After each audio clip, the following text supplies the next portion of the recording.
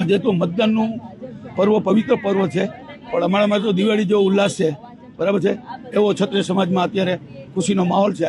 આપ જોઈ રહ્યા છો કે રજવાડી પોશાક સાથે બધા ક્ષત્રિયો મતદાન કરવા આવ્યા છે. બહેનો રજવાડી પોશાકમાં મતદાન કરવા આવ્યા છે. 7 વાગ્યાથી 10 વાગ્યા સુધીમાં ક્ષત્રિય સમાજનું અમારું મતદાન થઈ જશે. ત્યારબાદ 10 વાગ્યા પછી જે અમે આયોજન કરેલું છે, જે દરેક એરિયામાં સોસાયટીમાં 10-10 જણાની ટીમ છે, એ મતદાર યાદી જોઈ અને મતદાન જે ન થયું અને મતદાન કરવા માટે મતદાન મથક સુધી પહોંચાડવા માટેની જવાબદારી આપી છે. એ લોકો તો સવારે 5:30 વાગ્યામાં ઉઠી ગયા છે અને 7 વાગ્યાથી કામે લાગી ગયા છે. અને અત્યારે આપ પણ જુઓ છો કે માહોલ કેવો છે. તો સારામાં સારું મતદાન થાય ને ક્ષત્રિય સમાજનું મતદાન 90 થી 95% થશે.